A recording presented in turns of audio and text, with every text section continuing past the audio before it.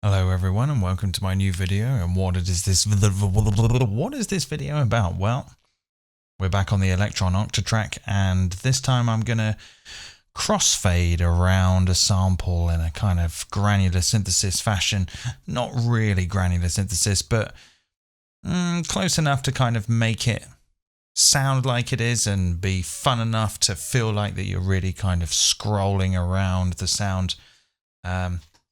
And I'm going to show you how we're going to do that. We're going to need a sound. Let's have a look for some sounds. I've got some pads in here.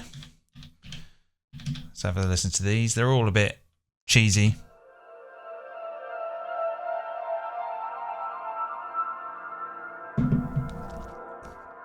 Yeah, that one's alright.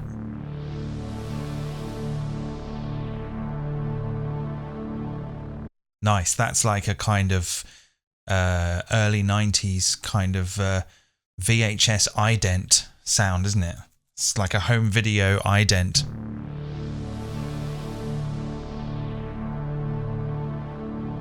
Unicorn Video. Okay, so I don't know what Unicorn Video is. I just made that up. It's quite a good name for a company, actually. I might go and form Unicorn Video.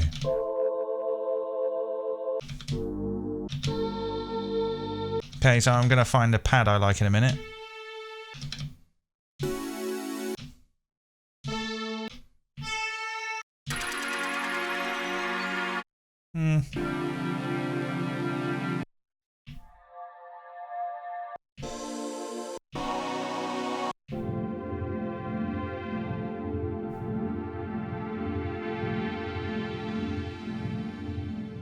Yeah, that's quite nice.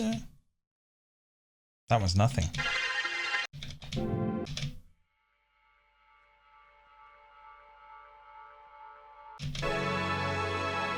Why don't we go with this one?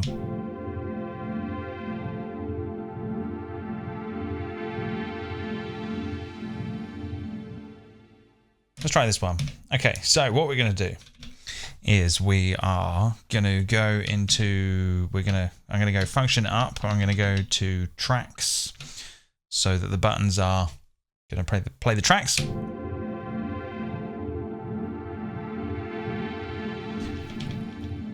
going to turn time stretch off. I'm going to turn loop off. I'm going to turn all this stuff off here. But I'm going to turn re-trigger on. I'm going to put the re-trigger time to something like 1/8, and I'm going to put that up full. So now it's just going to go. Okay, lovely. Okay, so I've just put the release down a bit there, but the hold is up, and yeah, so everything here is down, the length is down, the pitch is on 0. And basically what I'm going to do is I'm going to map the start position to scene A, and the start position, the start of the start position to scene A, and then the end of the scene position of the start position. Why am I having such a hard time saying this? The start of the start position to scene A, the end of the start position. I'll just do it. Right. Press and hold scene A. Let's lock the start position to 0. Let's go to scene B and lock the start position to 128, aka the end of the sample. So now when I move the crossfader, I'm going to move through the sound. And we can actually see that if we go into the audio editor. And if the camera's picking this up well enough, you should see the playhead there.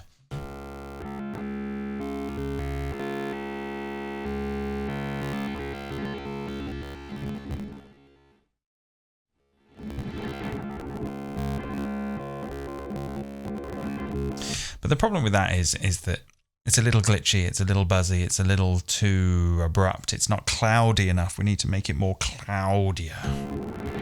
How are we going to do that? So we'll come out there, we'll go to LFO, double tap, let's use LFO1 And let's assign this parameter here. Let's assign this to start position. Let's assign the wave. Let's use a sample and hold waveform, random. It says random, but I call it sample and hold. Let's multiply the speed, excuse me, by 64. We'll have it running free, and we'll have the speed up full as well. But the depth, we just want a tiny, tiny little bit of depth. Let's try 3. 3 or 4. Let's jump back to the audio editor now, and you can see that the playhead is wobbling around. That sample and hold random LFO is wobbling that playhead. So now when I press this key, this trigger,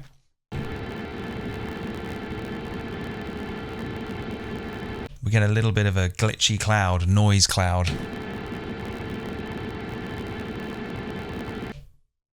But it's still a little glitchy, isn't it?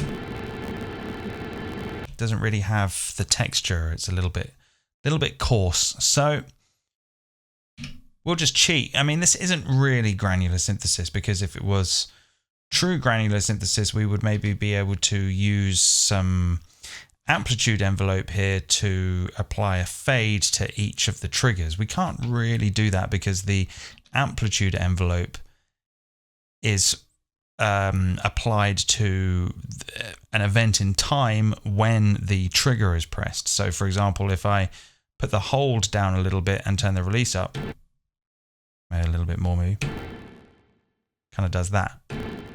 We're not actually applying a kind of looping, a window to each grain. So we're going to have to cheat. But that's okay, I like cheating in music. So let's go to effects. Let's go to effects 2, and let's put the dark reverb on. The dark reverb. And turn the mix all the way up. There we go. Lovely.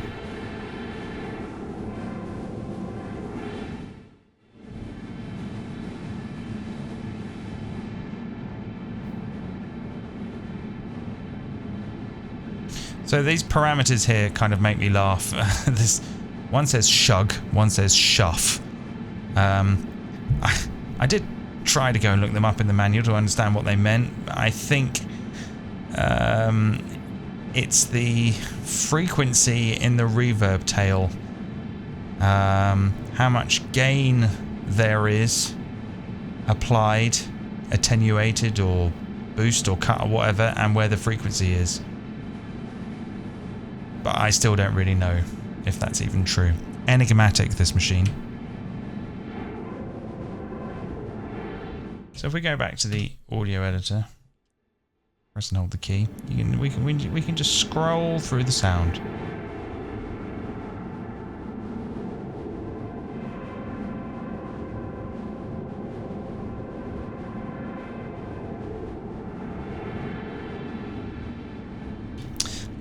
Perhaps maybe not the best choice of sound. Let's have a look for something else.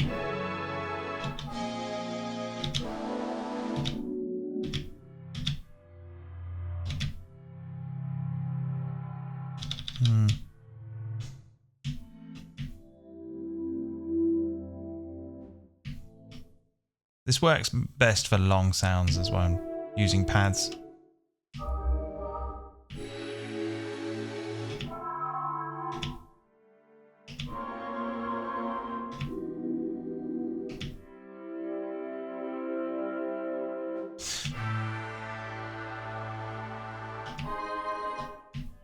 We'll find one in a minute, trust me.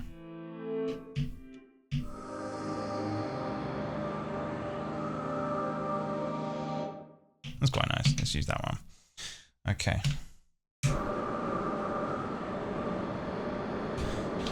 So if we're finding that a little noisy, we could maybe bring the retrig time down a little bit.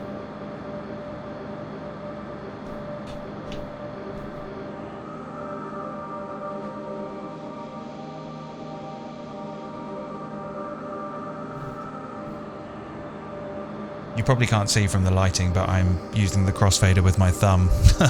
I've got very low lighting.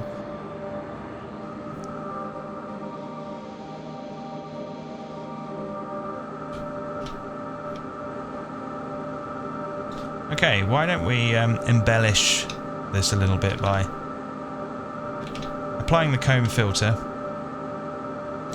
and maybe finding like a fundamental frequency. Oh, that's quite a good start.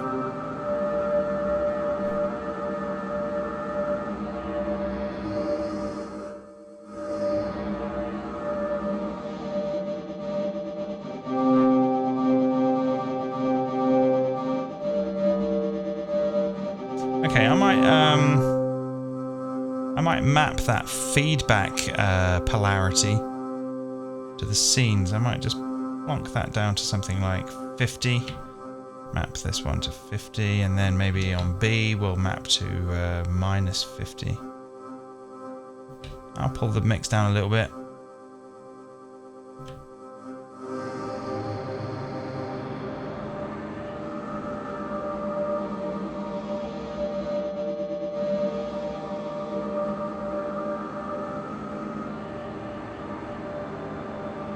Let's have a look at that waveform again.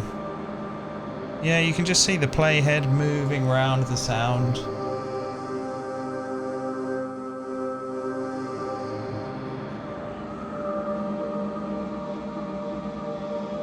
We go back to our LFO. We could increase the kind of jitter depth by just increasing the depth of the LFO. So now if we go back to the audio waveform, you can see that the playhead is really jumping around there.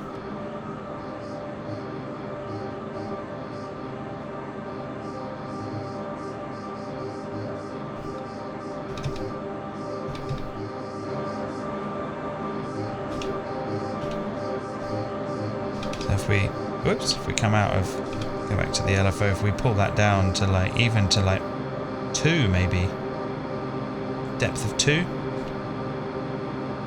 Only a slight jitter there.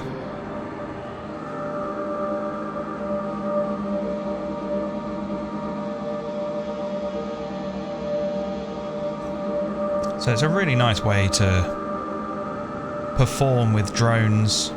I've actually been having loads of fun doing this rather than the hardcore beat programming.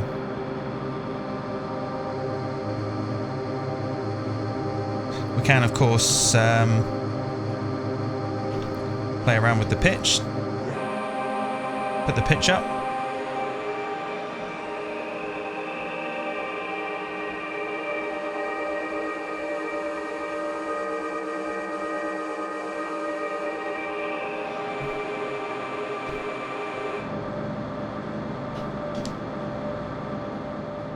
Let's try different sounds. I mean, let's see if we can find a different sound. Let's have a look.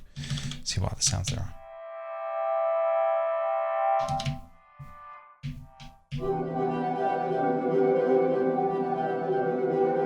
That's quite interesting.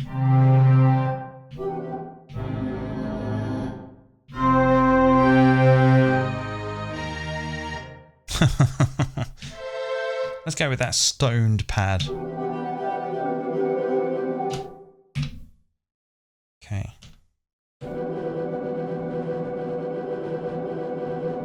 Just applying the crossfader again here. You can really scroll through that sound.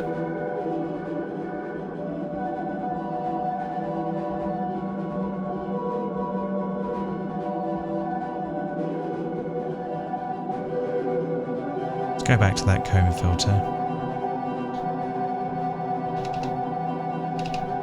Turn the mix up a little bit.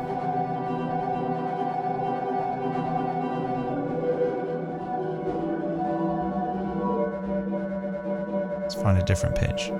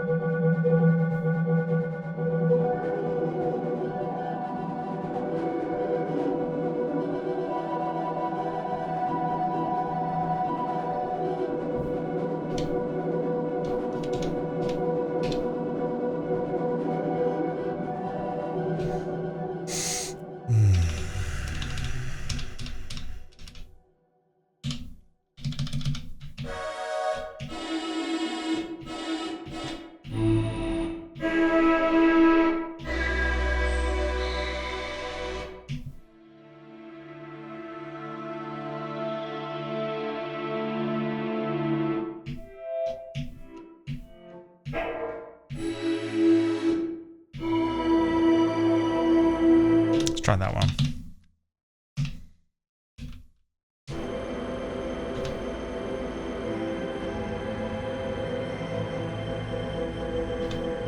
Let's go back to the LFO. Let's apply a little bit more depth here.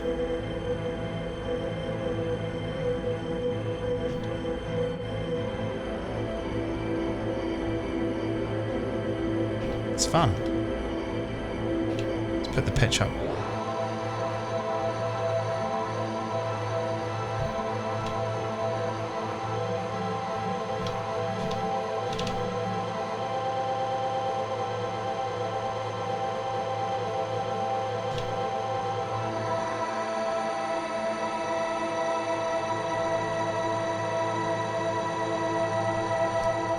We could get even deeper and use track 2 as a neighboring track and put more reverb on it, even more reverb. More reverb. Let's choose an effect here. Let's choose dark reverb. Let's really go nuts. Let's go into space, man.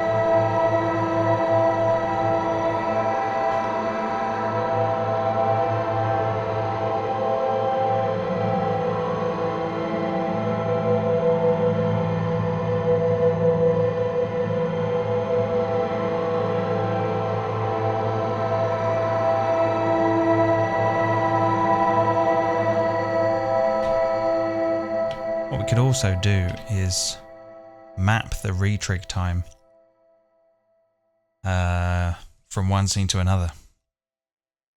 We could maybe have, scene A have a rather fast retrig time.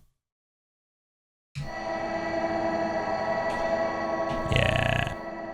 And then scene B could maybe have a really slow retrig time of like 2, maybe. Is there a 3? No. 4? There's a 4. Let's try that.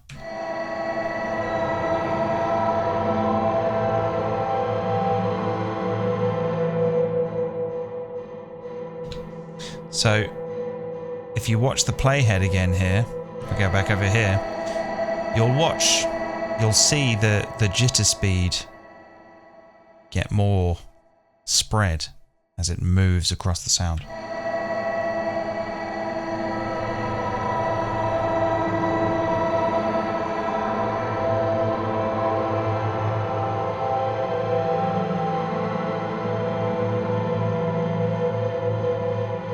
You can see how that's re-triggering lots now. So if we move back, it re-triggers less and less.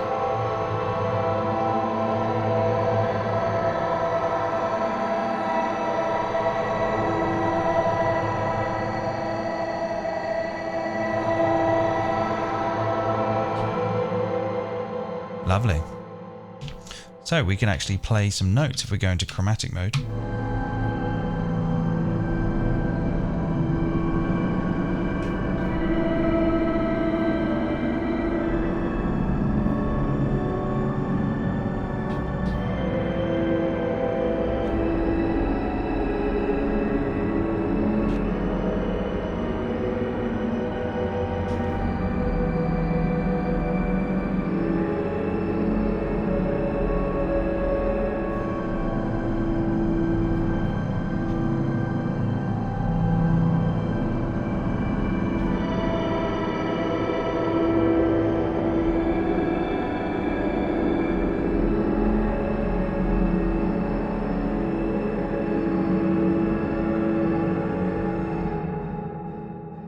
So there you go.